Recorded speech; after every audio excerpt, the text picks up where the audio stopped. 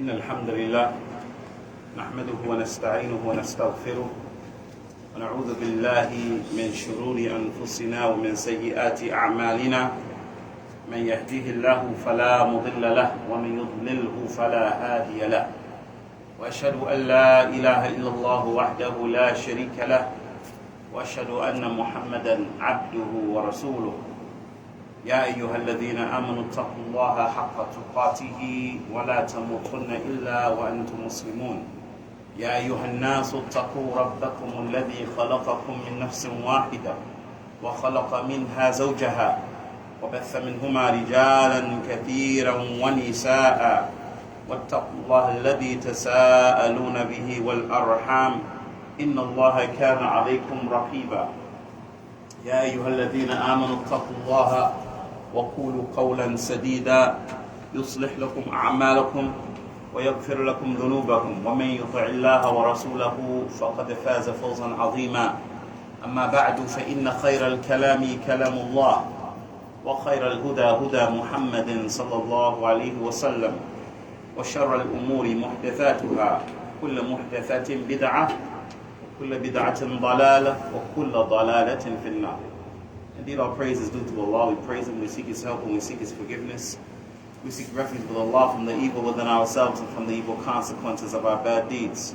Whomever Allah guides, none can deprive them of guidance, or whomever Allah leaves to go astray, none can guide them. I bear witness that there is no God worthy of worship except Allah alone, having no partners. And I bear witness that Muhammad sallallahu alaihi wasallam is Allah's slave and final messenger. O you who believe, fear Allah as He should be feared, and don't die except as Muslims. O people, revere your Lord who created you from a single soul and from its mate, and from the two of them a multitude of men and women, and of taqwa of Allah, by whom you demand your mutual rights and don't cut ties with the wombs that bore you. Indeed, Allah is ever a watcher over you. O you who believe, have taqwa of Allah. Now say a word that is correct. Allah will guide you to do good deeds and forgive you your sins. And whoever obeys Allah and His Messenger has achieved the greatest of achievements. Indeed, the most truthful speech is the book of Allah, and the best of what people take as guidance is the guidance of Muhammad sallallahu alaihi wasallam. And the most evil of affairs are things that people add to the religion. Every addition to the religion is an innovation. Every innovation is a misguidance, and every misguidance leads to the hellfire. Before I begin, I want to advise and encourage each and every one of you to memorize this introductory speech that you just heard. It's called in Arabic khutbatul hajah. Every Muslim should know it, not just the person who gives the khutbah. And the proof is in Sahih Muslim from Jabir ibn Abdullah radiyallahu anhuma, who said, كان رسول الله صلى الله عليه وسلم يعلمنا الحاجة كما يعلمنا سورة من سور القرآن. He said, verily, the Messenger of Allah sallallahu alaihi wasallam used to teach us al-hajah in the same manner he would teach us a chapter from the Quran. So it's something that you should memorize. Unfortunately, many people don't think to memorize it or study it unless he has ambitions to give the khutbah one day, and this is wrong. You should actually know it. As for tonight's hadith, hadith 33 of the 40 hadith of An-Nawawī, then this is a tremendous hadith. Short hadith, tremendous hadith. عن ابن عباس رضي الله عنهما, Ibn Abbas, may Allah be pleased with him and his father, he said, أن رسول الله صلى الله عليه وسلم قال لو يعطى الناس بدعواهم. He said, radiyallahu anhuma, that Allah's Messenger said, if people were to be given according to their claims, لَدَّعَى رِجَالٌ أَمْوَالَ قَوْمٍ وَدِمَاءَهُمْ. If people were to be given according to their claims, then some men would claim the wealth of other people, وَدِمَاءَهُمْ, and their blood. لكن, however, الْبَيِّنَةُ, the burden of proof, عَلَى الْمُدَّعِي, is upon the claimant. وَالْيَمِينُ, and making or taking the oath, عَلَى مَنْ أَنْكَرَ, is upon the one who is denying what is being alleged towards him. This is a very important hadith. An-Nawawī, he said, Hadithun Hasan, this hadith is Hasan, Rawahu al-Bayhaqi hakadha. Al-Bayhaqi, who is one of the Imams of hadith, he's not, you don't hear his name as much. You hear usually Bukhari, Muslim, Abu Dawud, At-Tirmidhi, and Nasa'i, Ibn Majah. However, Al-Bayhaqi is also from the Imams of hadith. He has this hadith in his compilation, hakadha, like this, with this wording, وَبَعْضُهُ فِي الصَّحِيحَيْنِ. However, some parts of this hadith can be found in Bukhari and Muslim. If you hear as-Sahihain, or it means the two Sahihs, which is Bukhari and Muslim. These are the only books of hadith where the term, when you hear in the Sahih or as-Sahihain, immediately what comes to your mind is al-Bukhari and Muslim, and that is because their criterion and their stipulation for the authenticity is higher, is more strict than that of the others. Okay, this is the second hadith in this series wherein we have the companion Abdullah ibn Abbas narrating, right? And what has been our tradition is anytime we come to a hadith and we have a narrator that we have not heard or we have not discussed, we like to mention something about his life.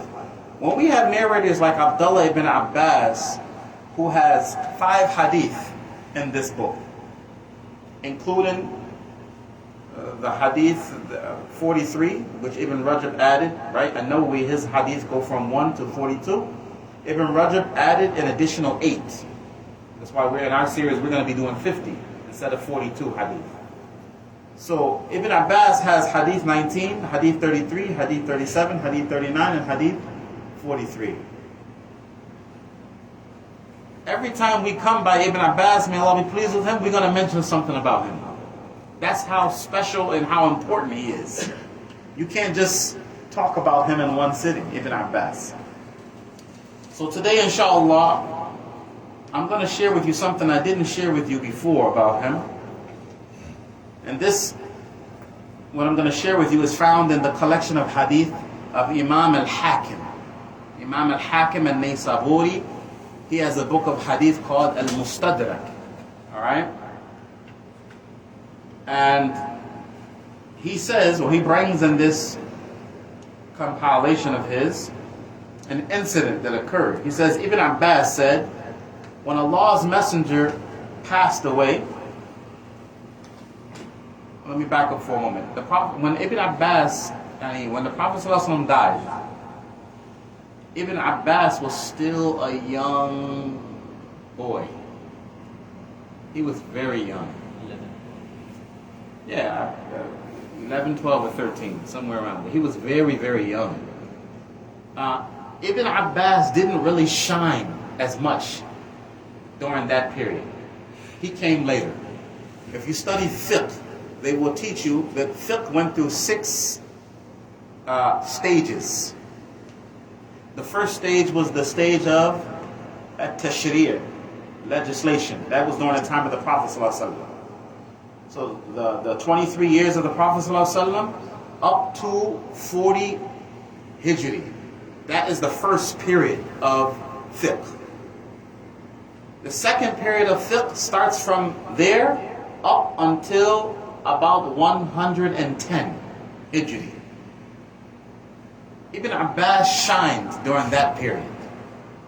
During the period between 40 Hijri up to 110, that is the time where those Sahaba who were young children during the time of the Prophet ﷺ, that is the time where they were the Imams. They were the Shuyukh. They were the ones holding it down. You should know that. Fiqh went through 6 stages. The first is that the time during the time of the Prophet ﷺ, and then the second is, and why do we say the time of the Prophet up to 40 years? Because that first 40 years includes the time of the what? Khulafa al-Rashidun, the rightly guided successors. The Prophet ﷺ died in the 9th or the 10th year of the Hijrah, and then the Khulafa al-Rashidun, the rightly guided successors, they lasted for another 30 years. So that's a very special period in Islamic history. Anyways, so I want to say that to say this. Ibn Abbas did not spend a lot of time with the Prophet ﷺ. He spent very few years with him. But listen, so one may wonder, well, how is it that he got all those hadith? How did he get all that knowledge if he only spent a little bit of time with the Prophet ﷺ? This incident is going to shed light on it. Ibn Abbas said, when Allah's messenger passed away, sallallahu alaihi wasallam, I said to a man from the Ansar, let's go learn from the messenger's companions, for there are many of them today. So that man from the Ansar, he said, I can't believe you, Ibn Abbas. Oh, son of Ibn Abbas, I can't believe you. Do you think that people are in need of you, or while there are still so many of the Sahaba amongst them? Ibn Abbas said, I left without responding. He didn't respond to that. He said, I left without responding, and I went to seek knowledge from the messenger's companions. I went to seek knowledge from the messenger's companions. If I came to know that someone knew a hadith, I will go to his door while he was taking his midday nap and lay out my upper garment in front of his door, with the wind blowing up dirt on me while I waited. He would come out, see me, and say, O cousin of Allah's messenger, what are you doing? If you had sent for me, I would have surely come to you. They respect Ibn Abbas. Why? He's from Ahlul Bayt al-Rasul sallallahu alaihi wasallam. He's from the household of the Prophet sallallahu alaihi wasallam. Right? Contrary to what some people say, Ahlul Sunnah, we love Ahlul Bayt. We love the household of the Prophet sallallahu alaihi wasallam. We love them and we respect them. Right? But look what Ibn Abbas said in response. He said, no, I am the one that should come to you. And then I would ask him about the hadith. Why do you think he said that? I am the one who should come to you. Why did he say that?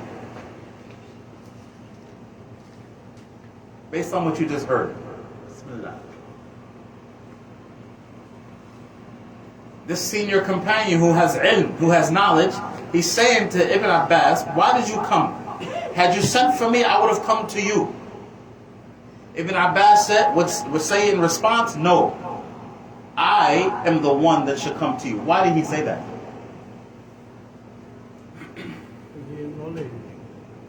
Because the person whose house he came to he's the one who has the ilm. The word student in Arabic is what? Talibul ilm, which comes from the word talaba, which means to seek. It's not befitting that the teacher comes to you.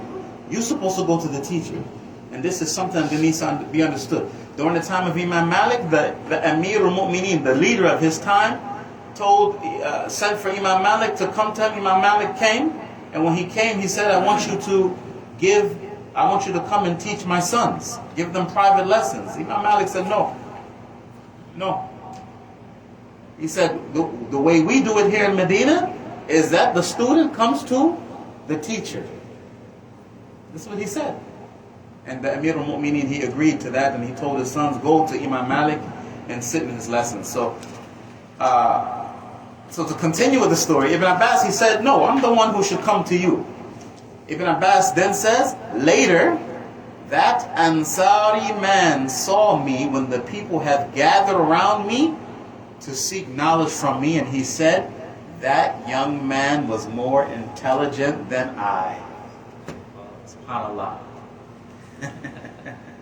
Ibn Abbas, he went, he took advantage. The companions were many. Those words of discouragement distract him. He went to go get the ilm, and then what happened? Later on, the people were in need of his knowledge. So Allah's Messenger said, sallallahu alaihi wasallam, he said, what means were the people to be given according to their claims. Someone comes and makes a claim, right?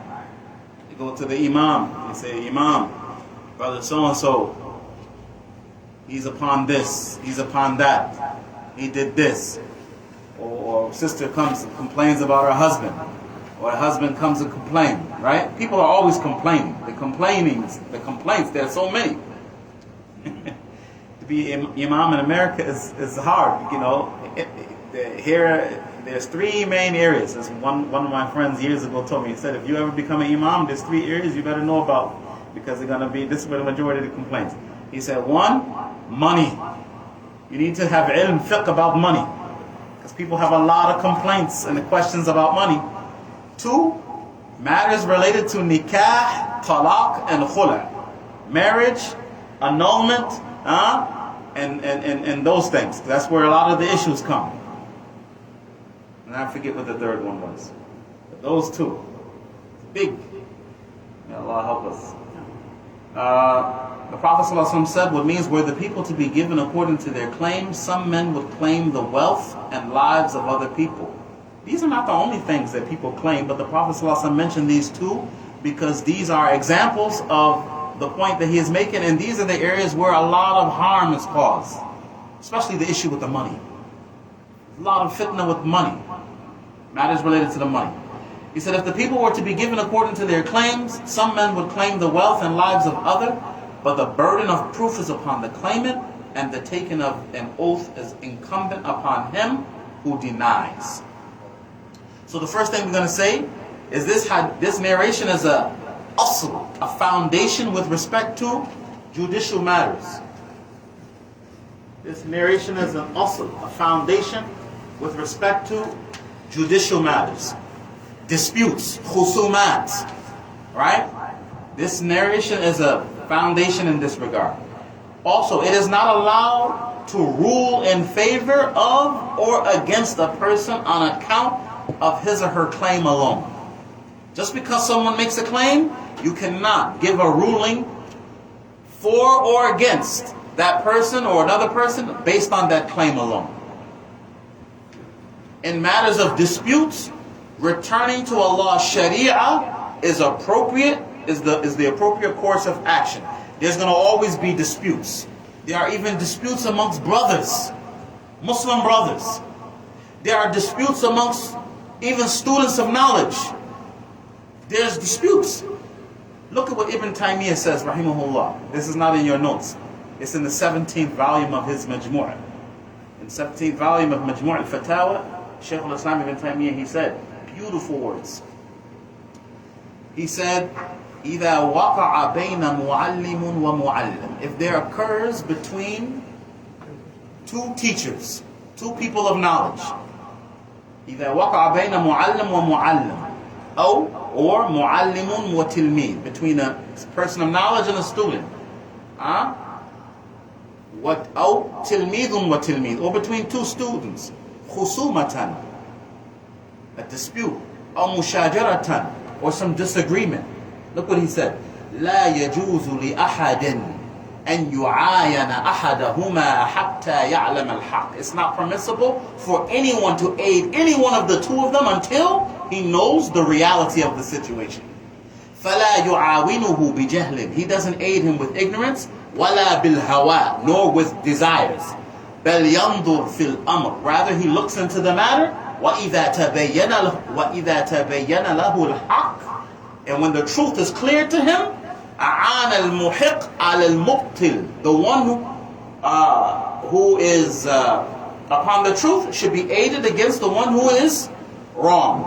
سواء كان المحق من أصحابه, regardless of whether or not the person who was right is from his companions, أو من أصحاب غيره, or from the companions of other than his. فيكون المقصود عبادة الله وحده. He will make his objective in the matter to be the worship of Allah alone. To be the worship of Allah alone. This is rare. It's rare that you see this. How many people take positions against other people just because of their good opinion about this one and maybe their negative opinion about that one? I know this brother, he's good. This is my man. We're in the same town. We grew up together. I know he's not capable of that. I don't know what this guy is talking about. SubhanAllah. This is wrong. This is wrong. Even if in your heart you are you have the best opinion about the one who's making a claim, it's not permissible for you to make a ruling or give a ruling without al-bayyinah, proof. It is not allowed to give a ruling concerning a religious matter except with what the legislation has already specified, regardless of whether the person in question is believed to be honest. Regardless of whether or not the person who is making the claim is believed to be honest. Also, brothers and sisters in Islam, the preservation of both the people's lives and their wealth is an objective from the objectives of the Sharia. We talked about this before. We said the Sharia, the legislation of Islam, has 5 maqasid. Some scholars say 6. Alright? Has 5 objectives, goals. When you see that Allah said do this, He said don't do this, or He recommended something, or something is disliked, know that they go back to one or more of those 5 or 6 maqasid. What are they? The preservation of life. Number 2, the preservation of the religion. Preservation of the intellect. Preservation of the wealth. Preservation of dam, which means blood. Dam falls under life.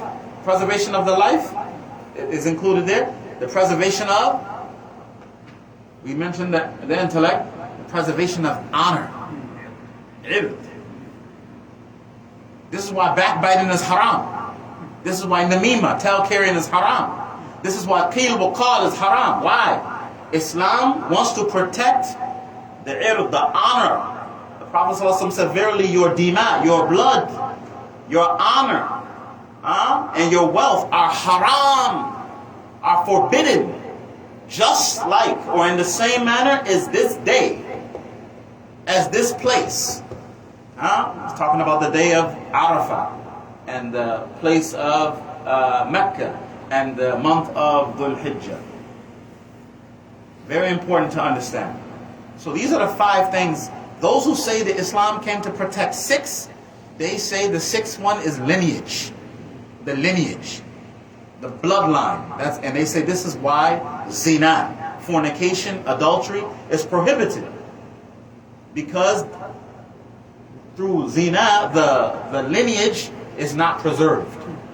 It's not preserved. They have a big problem right here in the West with this issue. Serious problem. Alright. This narration provides guidance concerning how to deal with disputants. First of all, if someone comes to you, just an average brother in the community with a dispute, or an issue, an allegation, the first thing you should do before this brother even completes his whole thought, ask him, Akhi, why are you bringing this to me? I don't have any authority. I don't have the ability to do anything in this issue. Why don't you take this to somebody who has an ability to correct it? This is very important, because it's not permissible to just go talking about everything and anything to anyone. Go to the people who have the ability to what? To take care of the situation. Very, very important. This is how you stop fitna before it starts. Oftentimes, before it even gets to the Imam or to the board of the masjid, the whole community knows about it before it even got there. But that's backwards. It's supposed to start it, you're supposed to bring it there first, if necessary, if it can't be resolved amongst yourselves. And then, even then, when someone comes, right, you can't just take his word for it. If you really feel the need to get involved, you better verify that information. Surah Al-Hujurat, chapter 49. يا أيها الذين آمنوا إن جاءكم فاسق بنبأ فتبينوا أن تصيبوا قوما بجهالة فتصبحوا على ما فعلتم نادمين. Oh, you will believe. If a person comes to you with some naba, some information, some news, verify it. In another qira'ah, فَتَثَبَّتُوا. Make ithbats. Verify it. Make sure that it is correct, that sahih is sound. Why? Allah says, lest you harm some people out of ignorance, and then later you are regretful about what you have done. If you're a believer, you're going to be regretful, right? There are some people, unfortunately, even after they realize what they've done, they don't feel any regrets. May Allah protect us and you. Al-Bayyina اسم لكل ما يظهر به الحق. It is a term that is used for anything or everything by way with which the haqq becomes manifest and becomes clear. Al-Bayyina. So Al-Bayyina in certain situations could be shuhud, witnesses, right? Witnesses, if you have witnesses. And those witnesses obviously should be trustworthy, right? Bayyina could be a recording. It could be a recording. We got the video and we got the voice of the person talking, right? In Surah Yusuf, what was the bayyina that was used to prove Yusuf's innocence? Huh? Allah mentioned وَشَهِدَ شَاهِدٌ مِّنْ أَهْلِهَا, and a witness came forth, or a witness from her household. إِنْ كَانَ خَمِيصُهُ قُدَّ مِنْ دُبُرٍ مِنْ قُبُلٍ فَصَدَقَتْ وَهُوَ مِنَ الْكَاذِبِينَ. If his shirt, if his garment is torn from the front, she told the truth and he's lying. وَإِنْ كَانَ خَمِيصُهُ قُدَّ مِنْ دُبُرٍ فَكَذَبَتْ وَهُوَ مِنَ الصَّادِقِينَ. But if his garment is torn from behind, he's telling the truth, or rather she lied and he's telling the truth. So that was bayyinah. If a man is trying to attack a woman or trying to rape a woman, he is what? Facing her. He doesn't have his back to her. So if his garment is torn from the front, then that means he wasn't, this was used as a bayyinah. Anyways, this is the reality. A bayyinah, the bayyinah is that thing that with it, the reality becomes clear. The reality becomes clear. When the story of the three people when the Prophet ﷺ said, no one ever spoke in a cradle except three people. One of those stories, the Prophet ﷺ mentioned the scenario of a woman who was a prostitute who got pregnant, and she accused a man of being the father. This man was a righteous man. And the Prophet ﷺ said that the man said to the baby, "Who's your father? Who's your father? This is a newborn baby, infant. Who's your father?" And the baby said, "The shepherd." That was a bayyinah. Why? Babies don't talk. Infants don't speak. And that was the bayyinah. That was the ayah that Allah gave to Maryam alayhi salam. If she came to her people carrying baby Jesus, saying she just miraculously became pregnant, no one's going to believe her. What woman can get pregnant without a man involved? So what did Allah say in Surah Maryam? فَأَشَارَتْ إِلَيْهِ. She pointed to him. They said, how can we talk to an infant? It's in a cradle. And then Allah mentioned, He began to speak. Inni Abdullah. I am the slave of Allah. Atani al-kitab. He has given me the book. وَجَعَلَنِي نَبِيًّا. He's made me a prophet. وَجَعَلَنِي مُبَارَكًا أَيْنَمَا كُنْتُ. He has made me blessed wherever I may be. وَأَوْصَانِي بِالصَّلَاةِ وَالزَّكَاةِ مَا دُمْتُ حَيًّا. He has enjoined upon me the salah and the zakah as long as I am living. And He has not made me, He has made me better. He has made me someone who is righteous and kind to my what? Walidati, to my mother. He didn't say to my parents. He said to my mother. Because Isa didn't have a father. He only had a mother. Right? That is bayyinah. Now, that is bayyinah. So bayyinah, there are many things that can be used as bayyinah. So here's the thing. Someone comes, he makes a claim, right? The qadi, the judge, or whoever is settling, the imam, whoever, is going to say, okay, akhi, you made this claim. You made this claim against Abdullah. Abdullah, do you admit to this? Abdullah said, no, that's false. I didn't do that. I'm innocent of what he said. Now the qadi is going to say what? Well, bring your proof. قُلْ هَاتُوا بُرْهَانُكُمْ إِن كُنتُمْ صَادِقِينَ. Bring your proof if you're truthful. Now he has to, the burden of proof is upon him, and he has to bring it. If he does not, if he cannot, then the only thing that is required is that the one who is denying, right? We call that person the plaintiff or the respondent. The respondent. You got the petitioner, that's in family court. In criminal court, you got the plaintiff and you have the, what's the other guy? Forget the name they use for that. The defendant. Ah, there you go. Jazakallah khair. The defendant. The defendant is the one who's accused. If the plaintiff, if the accuser does not bring bayyinah, the defendant has to. He has to make what? Yameen. What is yameen? Al-yameen huwa al-halaf wal-qasam. It is to swear, to make an oath, to say, Wallahi, I'm innocent of this. I remember when there's a friend of mine in Saudi Arabia who's a lawyer. And he was telling me, here in the Mamlaka, here in the kingdom, our court proceedings are not as complicated as they are in your courts in America. He said, because here in Saudi, we have the qasam. We have that oath. And only someone who is foolish will take that very lightly. Someone will say, all I got to do is say, Wallahi, I didn't do it. MashaAllah. Right? Some people love to say Wallahi. They just say it easy. It just comes off their tongue so easily. Someone who's honest and truthful does not need to say Wallahi. Get out of the habit of saying Wallahi. Sometimes you hear the kids playing, Wallah! Wallah! Don't get out of the habit of saying Wallahi. Make that statement something that is to have so much value inside of your heart that you don't easily say it.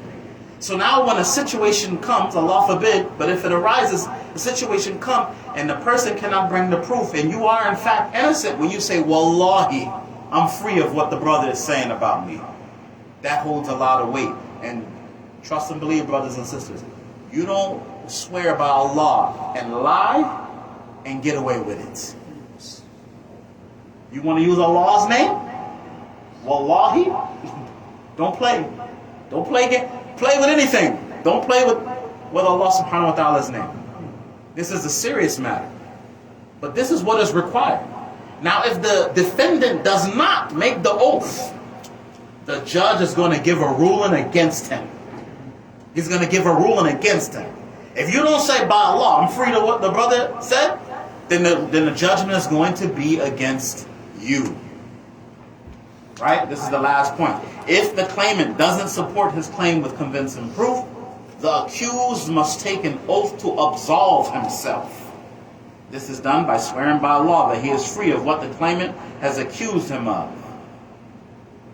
Yeah, I'm going to add this word defendant in there. That's nice. I missed that.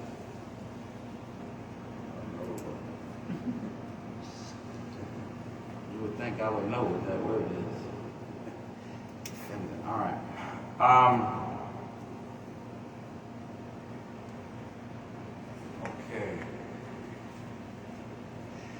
So this is a general rule. It's not just related to wealth. It's not just related. And by the way, speaking of wealth, this is one of the reasons why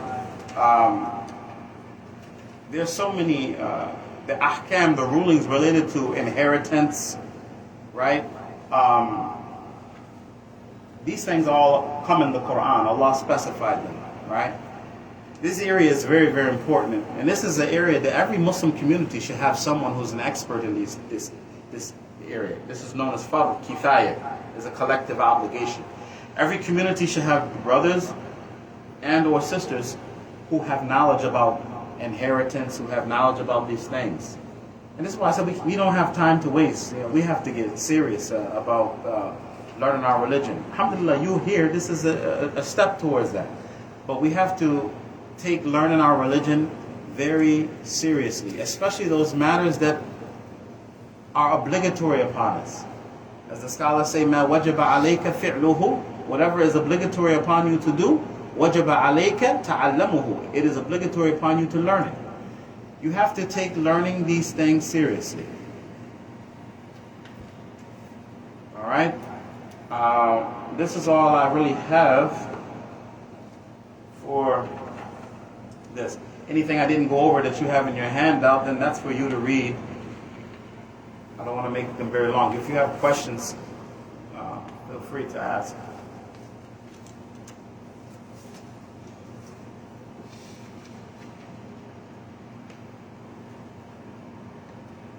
You don't have no questions?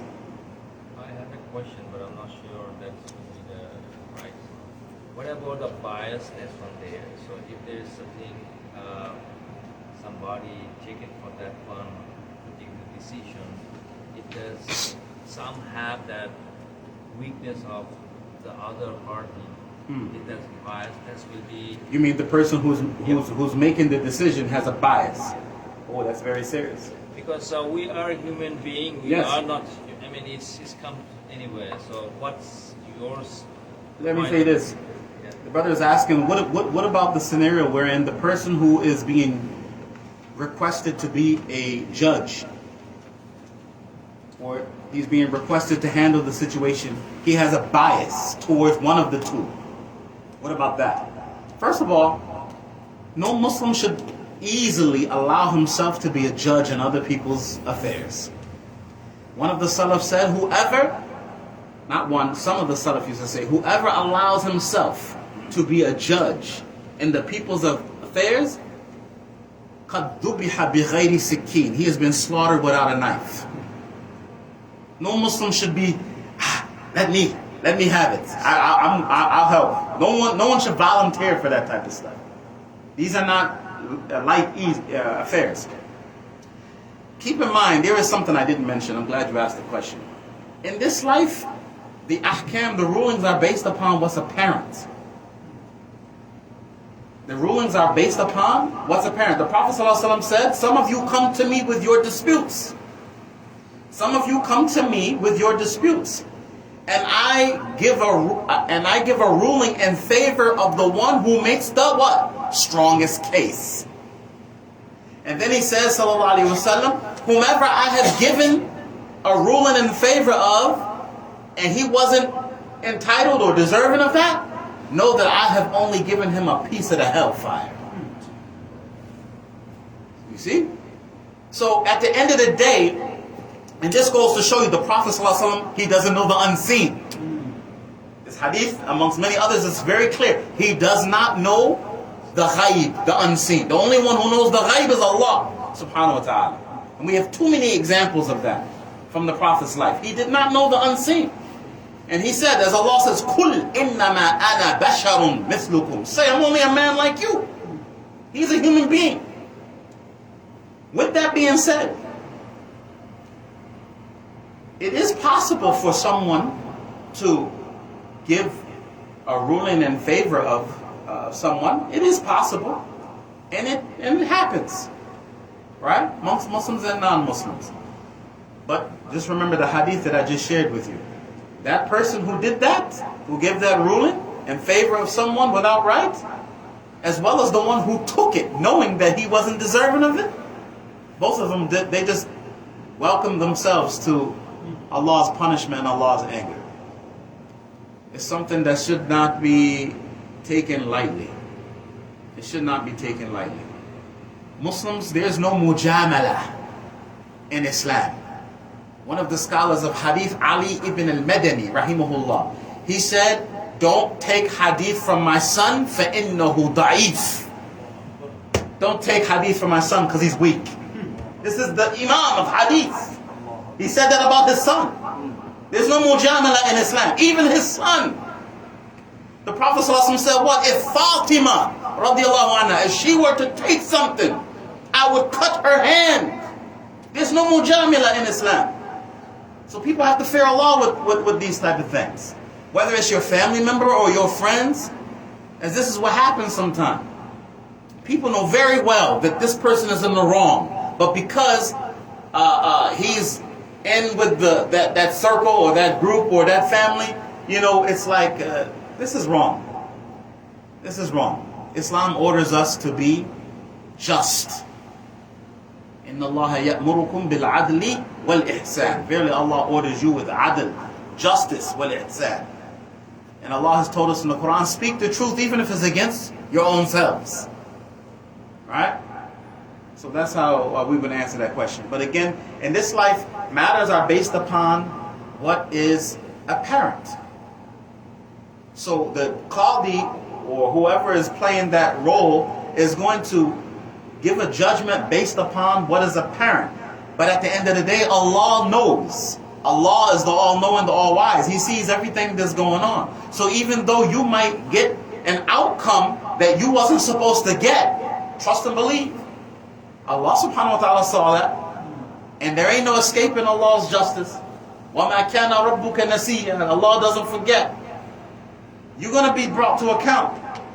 You're going to be brought to account. Definitely. You're going to be brought to account. You're going to stand before Allah. And it's going to be a whole lot worse there than it is here. So people have to fear Allah. Any other question? Yes. We had preservation of life, the mind, and the deed. And I know lineage, but you said one more. Wealth. Preservation of wealth. Islam wants to preserve the wealth. First, it wants to preserve the life. Wants to preserve the religion. Wants to preserve the intellect. That's why Islam prohibited khamr, intoxicants. We had to talk about these type of things to the Muslims in general, especially our youth. I was in New York City yesterday in Manhattan, and I was walking in this one area. Every block I was on, I smelled marijuana. Everyone's smoking marijuana, walking past the police smoking marijuana. You know, they made this thing legal, and now everyone's doing it. Muslims, just because everybody else doing it, don't mean we can do it. And that's the message we got to give to the Muslim children. We're not followers. We follow Muhammad sallallahu alaihi wasallam. We follow the Prophet, but we don't follow popular culture just because everybody's doing it. And even though they're doing it and it looks like they're having fun, watch how they look when they get to their late 30s and 40s. That stuff jacks you up. It makes it real hard for you to memorize. You know, some of the brothers I work with, they have a hard time memorizing. You know, and sometimes I tell them, that's the effects of that ganja. You've been messing with the ganja, man. Leave that stuff alone. Leave it alone. It ain't worth it. All of it. Stay away from all of that stuff. Islam want to protect the life, the people's lives, the religion, the intellect. Intellect is important. Allah wants to guard and protect that intellect of yours. That's something very valuable. Islam wants to guard the wealth, the people's wealth. That's why Allah prohibited riba, usury, interest, gambling.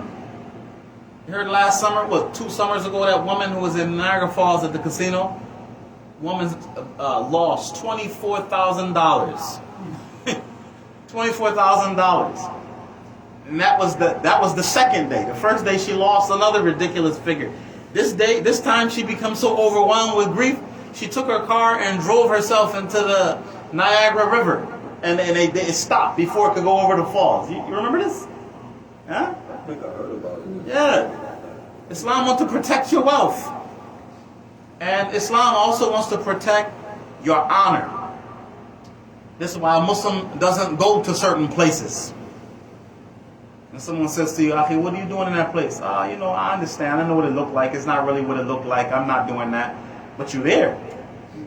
You're in that place where that thing is going on. You're with those people who are doing that thing. You have to be concerned about your honor. Yes, being concerned about your honor is something important. When Yusuf alayhi salam interpreted the dream of the king, and the king became so happy, he said, bring him to me. Yusuf, when they came to tell him, look, you can come out, he said, no. He said, go back and ask for an investigation to be done regarding those women. Go investigate that matter. And then they did it. They investigated the matter, and then when his name was freed, then he allowed himself to come out, and he said, that's so that the people would know, particularly Al-Aziz, the man, that he would know that I didn't betray him. Right? When the Prophet ﷺ was doing i'tikaf one of those nights, and he left the masjid with his wife, Safiya, radiallahu anha, it was dark, and he saw two men. He was walking his wife from the masjid, because she visited him in the masjid, he was bringing her back home. When he saw the two men and they saw him, he told them, stay where you are. And he went to them. And he told them, the woman you just saw me with was my wife, Safiya. And they said, Ya Rasulullah, you don't have to. It's not for you to explain that to us. We have no doubt about you. He said, what? What did the Prophet ﷺ say? He said, verily the shaitan flows through the son of Adam just as the blood flows through the veins. So that means what? A Muslim should want to remove any cloud of doubt or suspicion from himself. And one of the ways he does that is by staying away from certain places, staying away from certain things, staying away from certain people, so you can guard your honor. Any other questions? Yes, brother. Can the defender don't swear? No, he has to. But why he didn't swear? So the question is, so the brother saying, can the defendant, can he opt not to make an oath? Can he opt not to swear? Yeah, he can opt not to, but if he does that, what's going to happen is the judge is going to rule against him. The judge is going to rule against him. So it is in his interest, if he or she is actually innocent, this is one of those times where it's good. You're supposed to say, Wallah, by Allah, I'm free of what it is that I'm being accused of. I didn't do that. Yes, brother. Assalamu alaikum. Just a follow-up question. So what if you think you made a truthful decision, but you're being doubtful in your head? How would you gauge that? How would you maneuver from that? Who made the truthful? You mean the person who's making the judgment? No. The defender, basically. The defender is... or like someone in a certain situation, they're being doubtful for a reason. They think they made the truthful decision, but they're having doubts in their head. The Prophet ﷺ said, "Da' ma yaribuk ila ma la yaribuk." Leave what you are doubtful of for what you are certain of. So when this person speaks, before he makes the oath, he should speak based on what he is certain of, not about what is doubtful. If someone says, you took $50 from the masjid, you know whether or not you took $50 from the masjid. There's nothing doubtful about it. No, wallahi, I didn't do that. I'm free of that. I would never do something like that. Right? No, Islam encourages us to leave what we're doubtful about. Stick to what we're certain about. And that's the premise of this hadith. The burden of proof is upon the claimant. And this just goes to show you, brothers and sisters, the Prophet ﷺ, what he's saying is the haqq. He said what? If people were to be given according to their claims, some people would claim the wealth and the blood of other people. People are vicious. People are vicious. Even people who unfortunately sometimes are supposed to be your close friends. Sometimes family members. Right? Will make some claims. Serious claims. People should be very careful about the claims they make. And always keep in mind that it is the burden of proof upon the claimant. The one who's making the claim, it's their job to bring the proof. And if they bring the proof, and the proof it's convincing, then we're going to go with the proof. Even though it's possible that maybe, just maybe, the person who was accused was innocent. If he was innocent or she was innocent, Allah subhanahu wa ta'ala is going to take care of them. Huh? But in this life, we base things upon what is apparent. We don't go off of, we don't have the ability to know, the unseen. When Usama ibn Zayd was on the battlefield and he was about to hit that man, and the man uttered the shahada. نطق بشهادتين أشهد أن لا إله إلا الله وأشهد أن محمد رسول الله صلى الله عليه وسلم. He hit him anyway. And Usama ibn Zayd is someone who's very beloved to the Prophet صلى الله عليه وسلم. Despite his love for Usama, look at how the Prophet صلى الله عليه وسلم dealt with him, how he chastised him. He said, Ya Usama, you killed him after he said La ilaha illallah? Did you really do that? What are you going to do with La ilaha illallah on the day of Yawm al-Qiyamah, Ya Usama? And he kept saying it over and over and over again. And Usama said, Wallahi, I wish my mother hadn't given birth to me until that day. Because the Prophet loved him so much. To hear someone who loves you talk to you in this manner, it does something to you. And he also realizes the gravity of what he did. In his mind, that man, he wasn't being sincere. He was just saying that statement to spare his neck. But Islam, look it's possible the man was just doing that. But there was a 1%. There was 1% that he could have been telling the truth. Islam goes with, in this life, what the zahir, what's apparent. We don't know the hidden. We don't know the unseen. We leave that to Allah subhanahu wa ta'ala. We don't know people's intentions. Sometimes, where I am, I give the khutbah. And some brothers, they come to me. They say, Imam, I think people have been coming to you talking about me. They think the khutbah I did was directed towards them. Huh? The Imam is laughing. Maybe he had this experience. Some people have said that to me. Imam, I just want to say, I don't know what those brothers told you, but I didn't do it. I don't know what they're talking about. I said, Akhi, this khutbah is not just for you, it's for everybody. And I'm going to end on this note. Brothers, you should feel that the Imam is talking to you. You should.